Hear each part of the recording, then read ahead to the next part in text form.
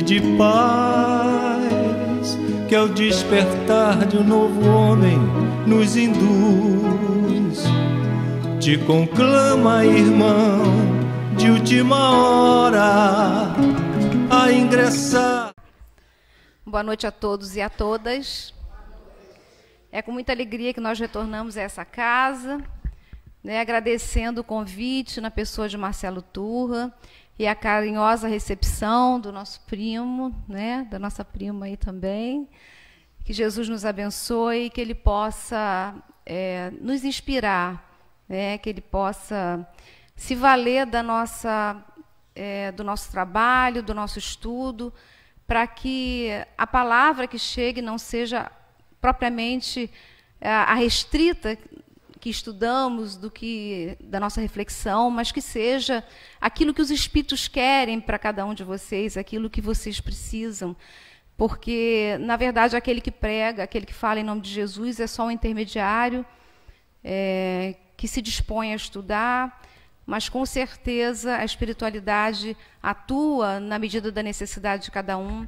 Que Jesus, então, nos proporcione isso nessa noite. O tema de hoje é um tema que foi o primeiro tema sobre o qual eu falei há muitos anos atrás, quando eu comecei a falar, a pregar o Espiritismo e a palavra de Jesus. Há muitos anos mesmo. Quer dizer, não tanto assim. Mas sentimos a necessidade de revisitar esse tema, porque as coisas se modificaram e a necessidade em torno da felicidade parece que só aumenta. E as aflições decorrentes da modernidade, da globalização, parece que crescem e nos impulsionam a uma busca maior em torno dessa felicidade.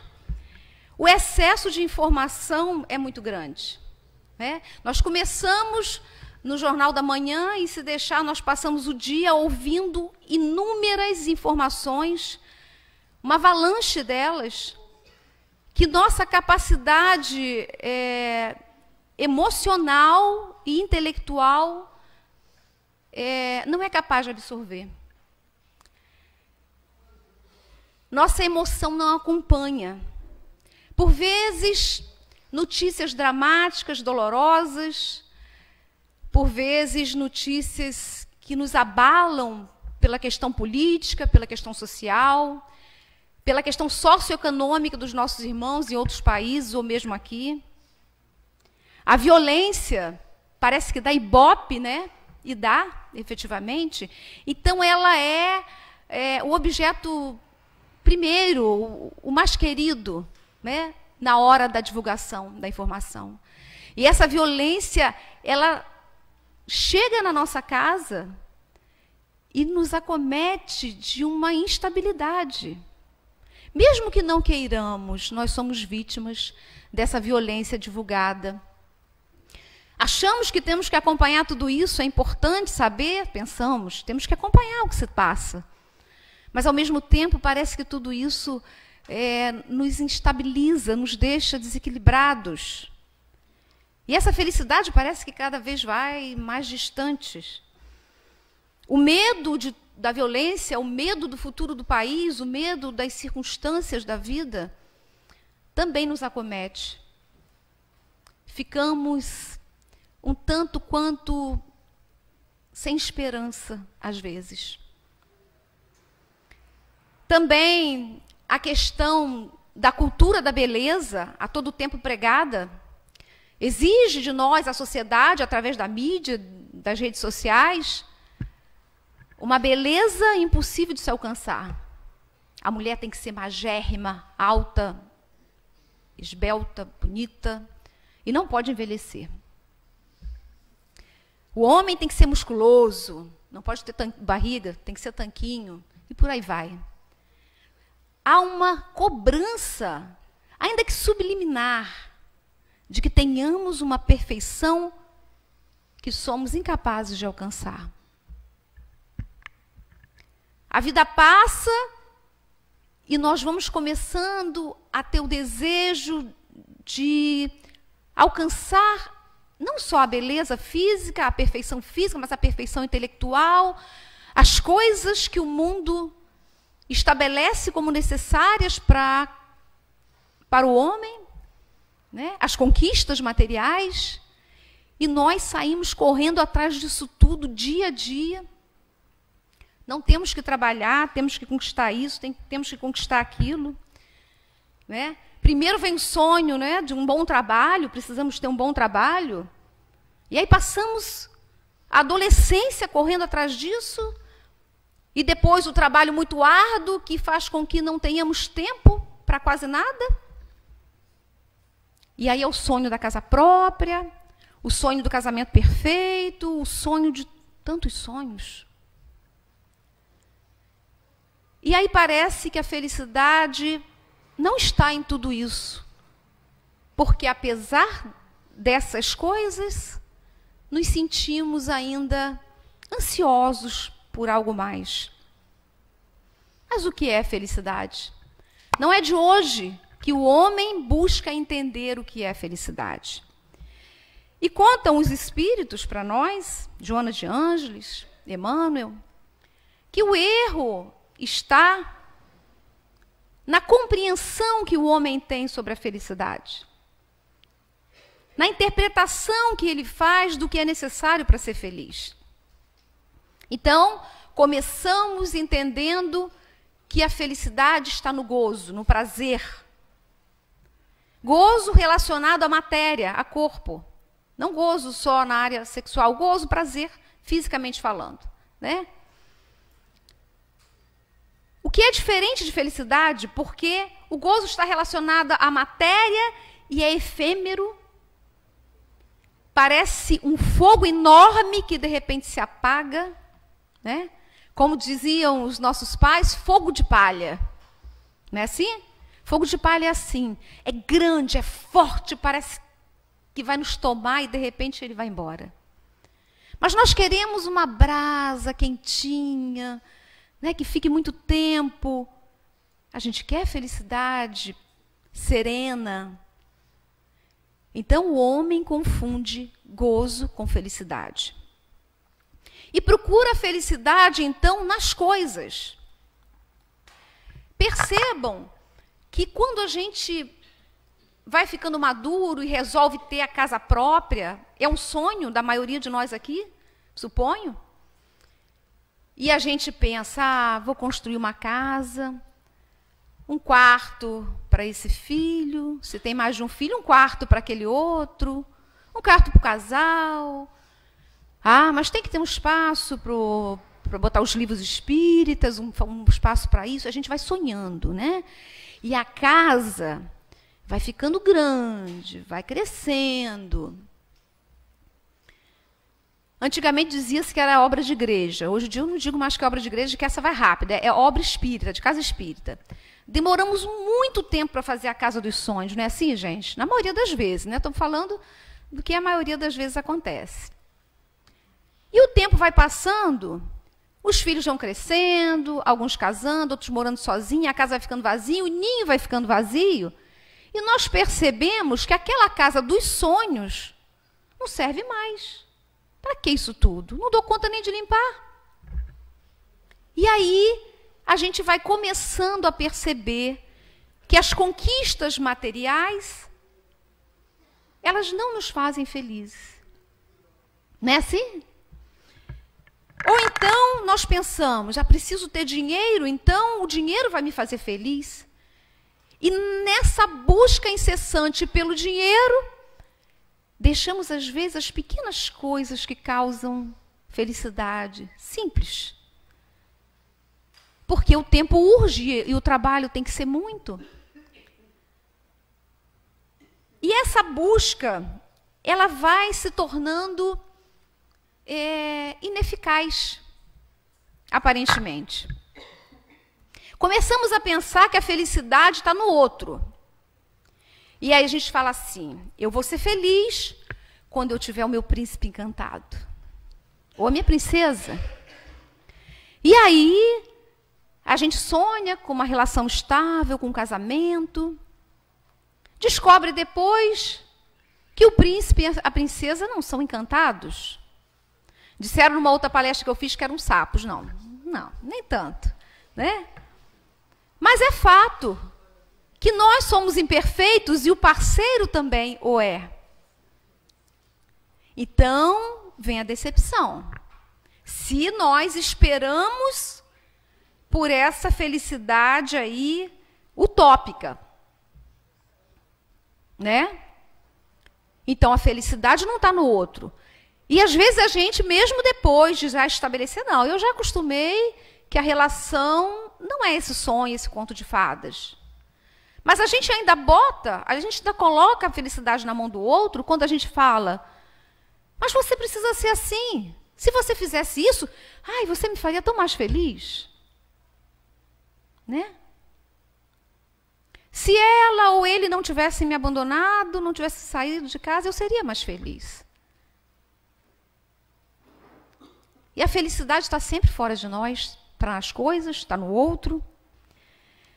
Para outros, a felicidade, ela é fisiológica.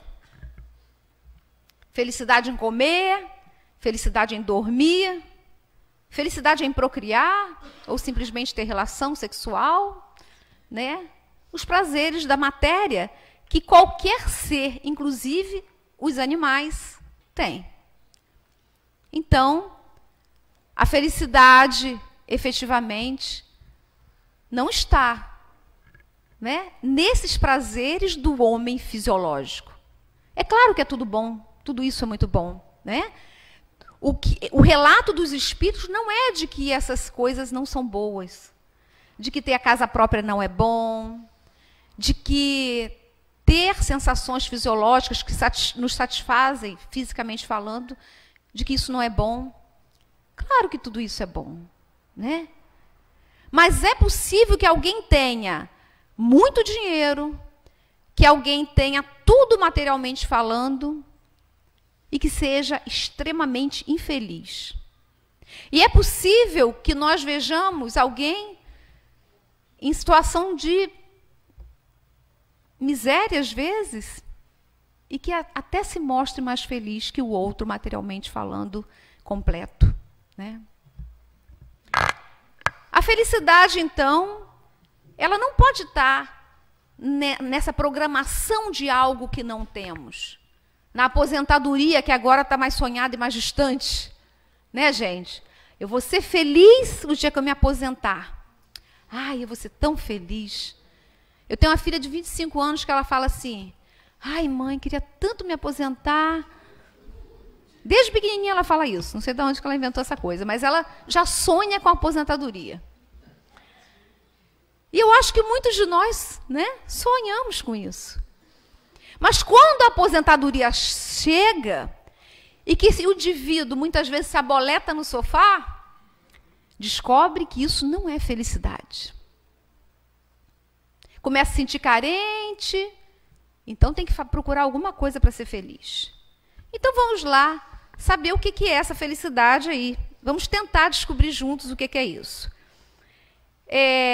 Os Espíritos nos falam, como nós vivemos no mundo de expiação e provas, a felicidade completa, né, na questão 920 seguinte do Livro dos Espíritos, a felicidade completa não existe nesse mundo. Né? Porque imaginem, mesmo que a gente esteja numa situação muito boa, a gente vai pensar que lá fora tem gente com frio, tem gente sofrendo, tem gente com fome. Nessas noites frias, então, difícil a gente deitar numa cama quentinha e não pensar. Né? Então, a felicidade, ela não está nesse mundo de uma maneira completa. Mas ela é possível, sim. Ela é possível no nosso contexto de vida. Então, como descobrir essa felicidade?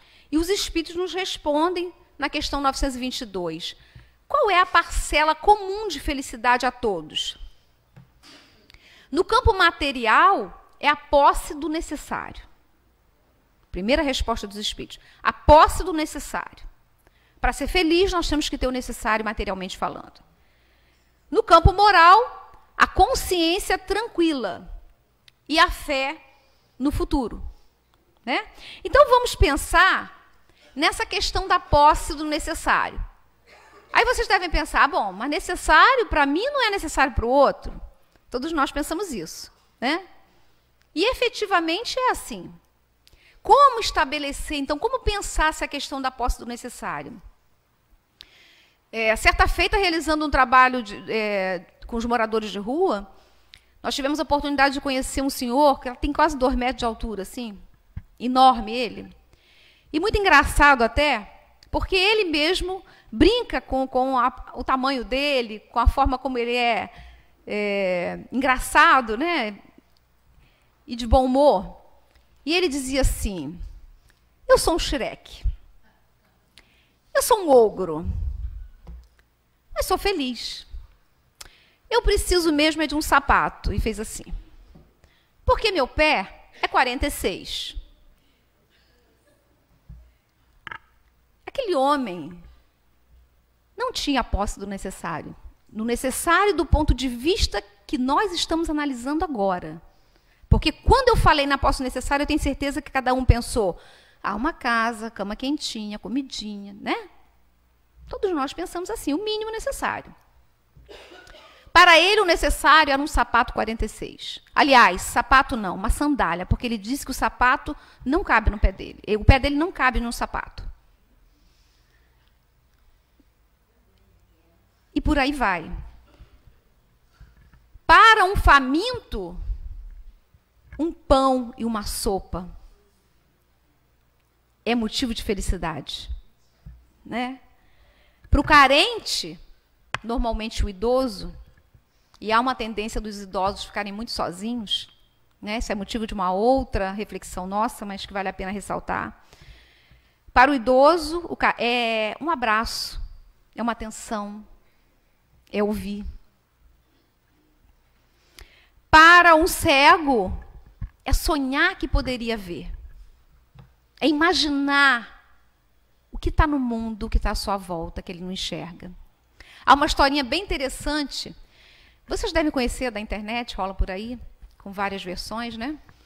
Mas é mais ou menos assim, 2 homens estavam na cama de hospital, um mais para lá, outro mais perto da janela.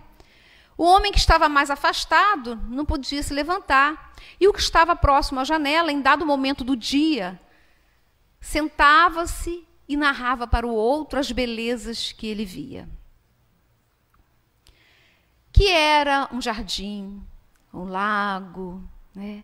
Que ele ouvia a algazarra das crianças correndo, que havia até uma banda que tocava mais adiante, que ele não estaria ouvindo, o outro. E ele descrevia as flores, as belezas. E certa vez, depois de muitos dias, né, aquele homem esperando por aquele momento em que o companheiro contava para a sua alegria do que via lá fora, ele veio a falecer. Então, o paciente ao lado pediu à enfermeira que o colocasse perto da janela. Ele tinha dificuldade de levantar, mas com muito custo levantou e olhou. Qual não foi sua surpresa quando viu uma grande parede? E ele perguntou à enfermeira, como assim? O que houve aqui? Não tinha? Aí ele perguntou, né, o que o outro escrevia. Ele disse não. Ela disse não, e mesmo que tivesse, ele não poderia ver, porque ele era cego. Então, a alegria para aquele homem que relatava era proporcionar felicidade ao outro, aquele momento de prazer, né? De imaginação, de sonho. E a alegria do outro era esperar aquele momento ansiosamente. Então, o necessário vai variar entre todos nós que possamos pensar em torno da felicidade, mas os Espíritos dão uma dica que é muito valiosa e que a gente deve considerar. Todas as vezes que pensar no necessário, não olhe para cima, olhe para baixo. Olhe para quem está em piores condições. E aí nós vamos pensar, nossa, como eu sou feliz tendo isso aqui, né? Tantas pessoas numa situação difícil. Então, o necessário, ele vai se restringindo. E o ideal, segundo os Espíritos, é restrinja os seus desejos. E é interessante como a maturidade vai fazendo com que nós procuremos isso, né? No início da vida, aquela coisa querendo muito, a casa grande, a casa de campo, a casa de praia. Depois a gente vai percebendo que não precisa daquilo tudo mais, né? É uma tendência. Porque a sabedoria chega com a maturidade, graças a Deus, né, gente? E aí os Espíritos nos falam a respeito do que seja essa felicidade, de uma maneira bem profunda, inclusive. Eu trouxe para vocês a Revista Espírita de 1865, que fala a respeito da felicidade.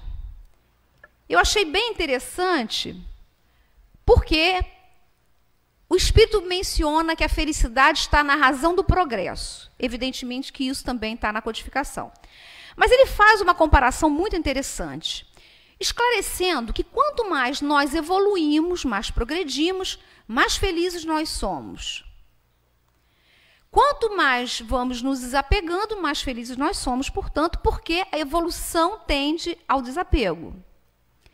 Mas, em dado momento, ele menciona um exemplo que eu achei bem interessante. Imaginem, num concerto, né, onde a música é o ápice, duas pessoas assistindo.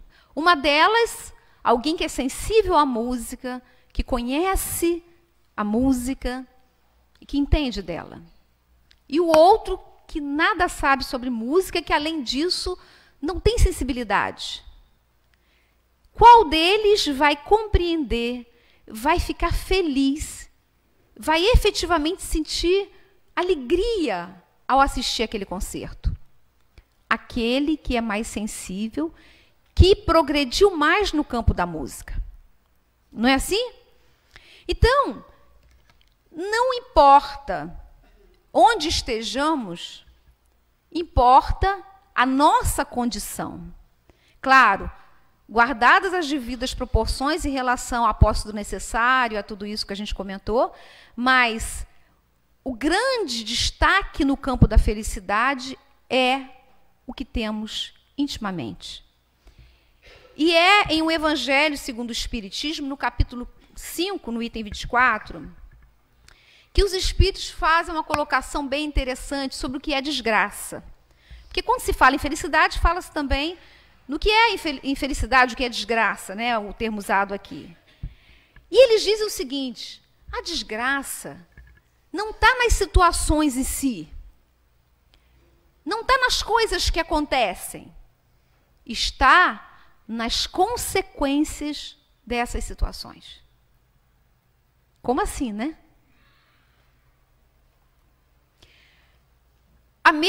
Duas pessoas podem passar por situação dolorosa, uma mesma situação, um acidente com perda de entes queridos, e as duas podem ter comportamento absolutamente distinto, levando uma à tranquilidade, à busca da paz posterior e até a conquista de uma felicidade possível numa situação dessa. Enquanto a outra pode efetivamente se afundar em angústia, depressão, muitas vezes até suicídio. Então, não são as circunstâncias em si, são as consequências delas. E aí, eu vou ler para vocês o que eles falam a respeito da infelicidade sob nova forma. É bem interessante isso daqui, gente. Eu faço questão de ler para que a gente não perca uma vírgula, né? Vou revelar-vos a infelicidade sob uma nova forma. A infelicidade é a alegria, é o prazer, é o tumulto, é a vã agitação, é a satisfação louca da vaidade que fazem calar a consciência. A infelicidade é o ópio do esquecimento que ardentemente procurais conseguir. Como assim relacionar a infelicidade a momentos de alegria, de prazer? Se essa infelicidade tem como consequência o comprometimento da consciência, então não é uma verdadeira felicidade. Imaginemos que para conquistar um momento feliz, nós passemos por cima de princípios éticos, morais. Então, nós vamos comprometer a consciência tranquila, que os Espíritos dizem, sem consciência tranquila não há paz, não há felicidade. Né? A gente precisa da consciência tranquila para estar em paz. Então, nós precisamos da posse do necessário, mas precisamos ter consciência tranquila. E não há consciência tranquila com afronta à lei de Deus, né? Que está na nossa consciência. Então, vira e mexe, quando nós praticamos algum ato, e nós fazemos isso, né, gente? Somos todos imperfeitos. Quando nós fazemos alguma coisa que sabemos não é correta, nós acabamos sentindo assim, para que eu fiz isso? Na mesma hora, a nossa consciência pesa. Não é assim, gente? Na mesma hora, nos sentimos angustiados e, às vezes, vamos dormir com peso na consciência. Estamos infelizes. Porque violamos a lei de Deus que está na nossa consciência. Então, precisamos, para procurar a alegria, a felicidade verdadeira, possível na Terra, né, cumprir os mandamentos de Deus. As lições que Jesus traçou para nós. E aí nós vamos caminhando e pensando no que seria esse caminho. E a Joana de Ângeles que vai nos trazer, é Emmanuel que vai nos trazer esse direcionamento. Felicidade, então, para Emmanuel, por exemplo, é um estado interior, né? É semear para os outros. É fazer para o outro. Então, nós somos felizes na medida em que fazemos o outro feliz. E não quando nós exigimos que o outro faça por nós. Daí o nosso grande equívoco. Que estamos sempre procurando exigir do outro, dos outros, que nos façam felizes. No momento em que nós nos esforçarmos para fazer as pessoas à nossa volta felizes, nós sentiremos uma alegria, uma felicidade possível. Exercício do amor é uma prática necessária. Como exercitar o amor? Por tantas as formas, né? Mas através do trabalho abnegado é uma forma. Né? O trabalho redime, o trabalho alivia, o trabalho no bem. Mas o amor nas nossas relações, quer familiares, quer sociais, quer no ambiente de trabalho, exercitar esse sentimento no dia a dia. A renovação moral, ela é enobrecedora, diz Joana de Ângeles. Ela eleva, ela nos torna diferentes, ela nos modifica para melhor. Ela diz que a felicidade, ela é um bumerangue. De modo que nós só temos quando nós jogamos e ela retorna para nós. Olha que interessante isso daí. Essa analogia, né? A felicidade é um bumerangue, gente. Então, se nós queremos ser felizes, nós precisamos fazer pelo outro. Aí a gente fica pensando, mas fazer o quê, né? Eu não tenho tempo, eu trabalho muito, eu não tenho tempo de ter uma atividade na casa espírita, ou eu não tenho tempo de fazer um trabalho social, ou eu não tenho tempo disso ou daquilo. Mas o exercício do amor e da caridade, ele está nas pequenas coisas. Ele está nas palavras que dizemos. Por exemplo, na fila de um banco onde todo mundo reclama da demora do caixa. Né? O exercício da caridade e do amor está, muitas vezes, numa tarefa pequena e aparentemente insignificante na casa. Ele está, o exercício do amor, na tolerância com o companheiro, com o nosso ente querido, com os nossos familiares. Está na caridade de ouvir, como nós falamos anteriormente, em relação ao idoso. Está na preocupação com a educação dos nossos filhos, dos nossos netos, dos evangelizandos, das crianças, porque todos nós somos educadores. E o futuro da sociedade, que certamente será melhor do que o nosso, né, o nosso momento atual, está na educação dos nossos jovens, das nossas crianças. Jesus disse que seu reino não é desse mundo.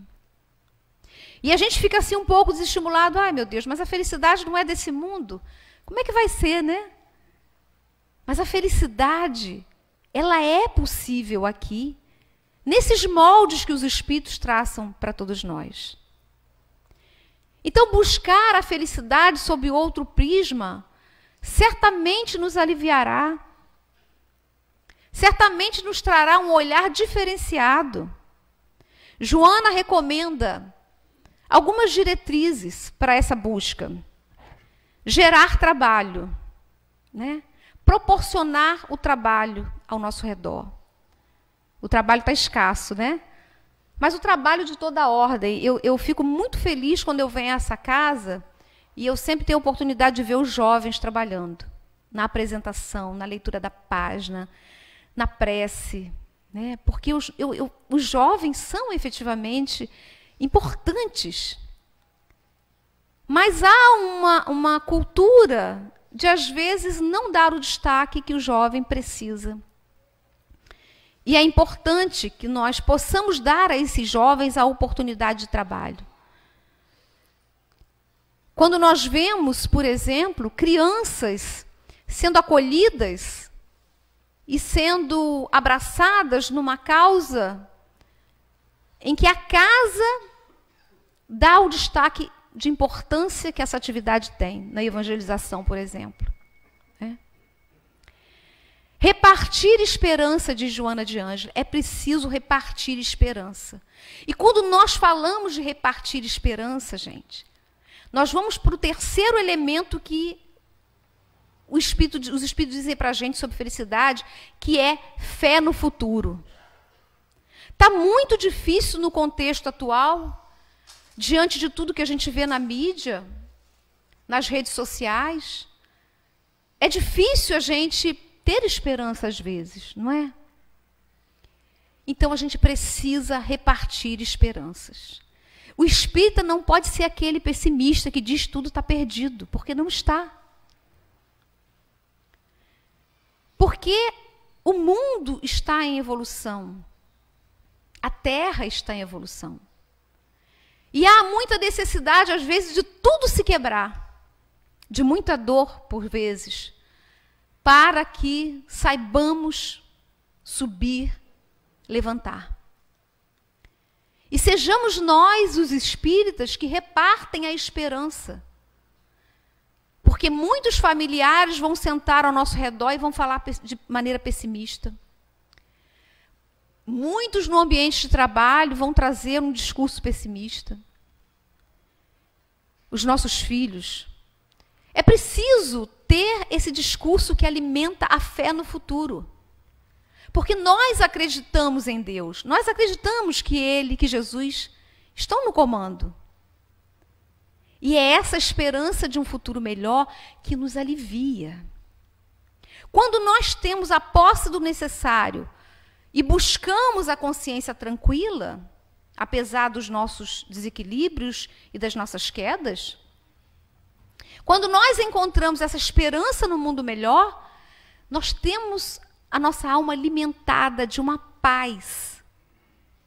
E é essa paz, aquela brasa, que aquece e que não acaba rapidamente como fogo de palha.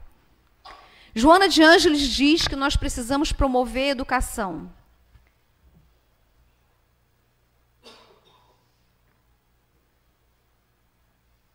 E promover a educação fortalece essa nossa reflexão anterior sobre o processo educacional, seja na casa espírita, seja na escola, seja em qualquer lugar. Porque a criança está à nossa volta, o jovem está à nossa volta, e o processo educacional se estende, inclusive, aos adultos. Porque quantos não estão à nossa volta e são carentes e infantis, né, ainda, de uma reflexão verdadeira. Ajudar sempre. ela diz, é necessário ajudar sempre. Que situação difícil é essa, né? A de entender o que é ajudar sempre. Ajudar na medida da nossa possibilidade. Ajudar na necessidade do outro. E avaliar a carência. E refletir em torno disso. Ajudar na casa espírita, sim, mas avaliar principalmente lá fora as necessidades dos outros. E muitos diriam assim, tão difícil ajudar com a tolerância, com a compreensão. É tão difícil ser compreensível com o outro que não me respeita, que fala alto, que calunia, né? É tão difícil compreender a necessidade do outro e agir em consonância com as leis de Deus quando o outro tem uma atitude que vai de encontro, que nos afronta. E aí é uma historinha bem interessante de que um rapaz, um aprendiz, se dirigiu ao seu mestre e disse: Senhor, como faço para ser feliz? As pessoas caluniam, mentem, agridem. Eu não consigo conviver com esse tipo de situação. E ele foi descrevendo, né, uma série de comportamentos dos outros que faziam ele efetivamente infeliz. E o mestre disse para ele: viva como as flores. Como assim viva como as flores? E o mestre apontou para um lírio que é branco, perfumado e tem suas raízes no charco fétido, na lama. Veja essa flor, disse ele ao aprendiz. Ela é branca e perfumada. Sua raiz está na lama. Retira da lama tudo o que é necessário como alimento, mas não permite que a lama fétida comprometa a sua brancura e o seu perfume. Assim precisamos fazer a nossa volta. Retirar das pessoas, das situações com as quais convivemos, tudo que é bom para o nosso crescimento. Mas não permitir que o ato do outro, que a atitude de alguém comprometa a nossa paz. É bem difícil isso, né? É um exercício enorme que nós precisamos fazer, porque efetivamente permite uma tranquilidade maior. Há técnicas para esse aperfeiçoamento, né, gente? Os espíritos nos informam isso em várias obras. Então, se nós precisamos, para ser felizes, de um progresso, nós temos que buscar o aperfeiçoamento moral, que é a razão, né, da nossa existência, como os espíritos falam. Então, por exemplo, a limpeza da área mental. O que é a limpeza da área mental? Assim como nós tomamos banho e limpamos o nosso corpo, nós precisamos preservar a limpeza da nossa mente, do que nós pensamos, principalmente. Então, às vezes, a gente não faz certa coisa, porque a gente já doma os nossos leões, né? Mas a gente fica pensando, mas fulano, mas se eu dissesse isso, e aí a pessoa fica imaginando, falando aquilo tudo que queria falar, mas que segura. Mas fica ruminando aquilo tudo na cabeça, né? Fica pensando em tudo que gostaria de dizer. Fica pensando no que o outro fez. E na medida em que nós vamos alimentando a nossa mente, a nossa área mental, com esse tipo de pensamento, nós vamos retirando de nós a paz. Porque é uma questão fluídica, né, gente? É uma questão de sintonia. Sem contar que nós abrimos aí a oportunidade da obsessão, da influência daqueles espíritos que estão na mesma sintonia. Essa vibração negativa, ela nos remete a uma outra sugestão, que é a de meditar, que é a de refletir, Não precisa ser aquela meditação, não é, gente? É evidente há várias espécies de meditações aí, mas Santo Agostinho nos ensinou uma técnica que era de pensar diariamente o que havia feito. Ele dizia: o que eu fiz durante o dia? Será que alguém teria motivo de mim se queixar? Será que eu deixei de fazer alguma coisa? Essa reflexão diária é muito salutar e necessária. Mas há outras espécies de meditação. Precisamos desse silêncio interior. E esse silêncio interior é alcançado através da limpeza mental e da meditação também. E a prece? A prece, gente, é uma forma de nos fortalecer. Excelente, importante. Pela questão da sintonia, pela questão da ambientação do nosso campo psíquico, emocional, espiritual. Com essa história da Netflix, né, gente? A gente vai dormir e é uma maratona atrás da outra, não vamos ver mais um pouquinho, a nossa prece noturna vai ficando, né, muitas vezes esquecida. Indispensável. Indispensável a nossa prece ao acordar, ao deitar, a fim de que possamos estar em sintonia com a espiritualidade e protegido. Uma boa leitura. A boa leitura é um alimento para a nossa alma. Frequentar as reuniões públicas também. Ir à casa espírita, participar de um estudo. O estudo em torno, né, do que o Espiritismo nos traz, do que Jesus nos ensinou. Isso vai alimentando. E a gente pensa assim, mas eu já sei, já li isso aí, já ouvi isso. Eu já sei da imortalidade da alma, eu já sei sobre essas coisas, já li o Evangelho. Mas não é uma questão só de conhecer, é uma questão de alimentar. A planta precisa ser regada diariamente, né? Na maioria das vezes. Nós precisamos regar o nosso espírito com o conhecimento, com as preces, com a vibração, com a paz, para que tenhamos forças de prosseguir e um campo energético e espiritual capaz de propiciar a felicidade. Aristóteles dá uma dica muito interessante a respeito dessa busca em torno da felicidade, por exemplo, da virtude, a repetição. O processo de repetição. Repetição de quê? Dos nossos atos. Porque nós vamos cair. Nós vamos incorrer em erro. Isso é natural. Nós somos imperfeitos, né? E precisamos nos compreender dessa forma. Precisamos nos aceitar, não de maneira cômoda, de modo a não lutar para o nosso aperfeiçoamento.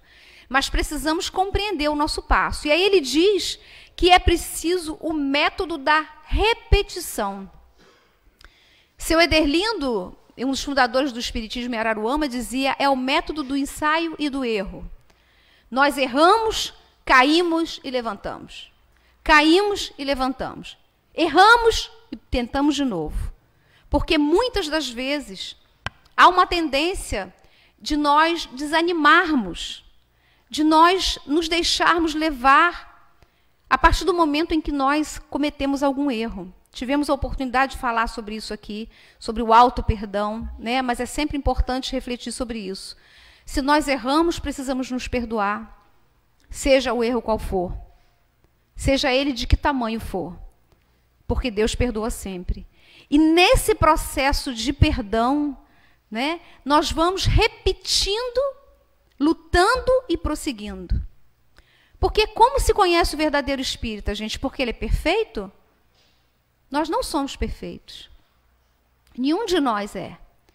Mas o espírita, ele é conhecido pelo esforço que ele faz para domar suas más tendências. E por ele já apresentar uma transformação moral, né? Nós já não somos os mesmos de antigamente. Duvido que alguém aqui, espírita já há algum tempo, seja igual. Nós não conseguimos mais.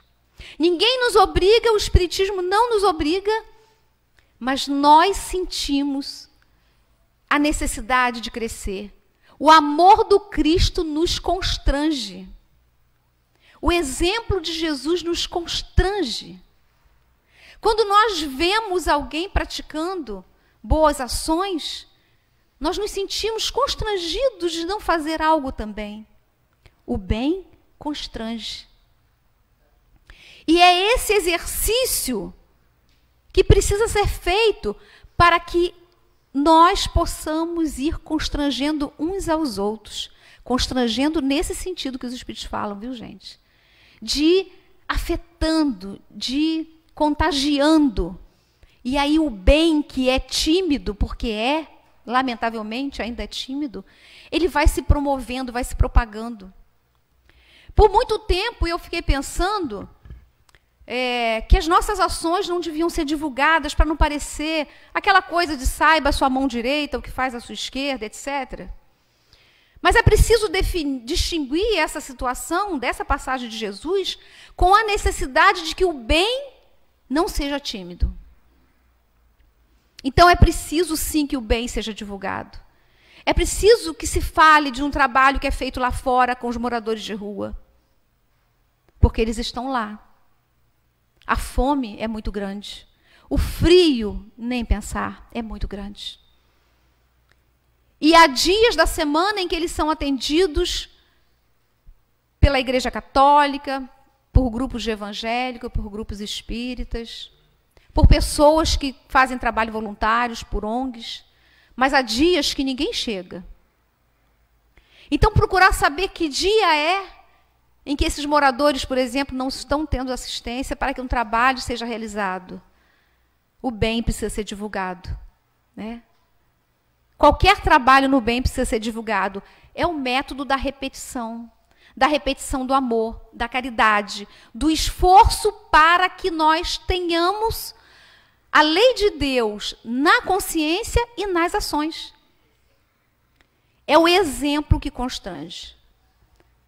O exemplo de Jesus nos arrastou, gente. E arrastou quando ele tratava com miseráveis, com prostituta, com mulheres da vida, com adúltera, com o cobrador, explorador nos impostos e por aí vai. Ele teve com os doentes. E ele veio, disse, para os doentes, não para os sãos. E assim é conosco.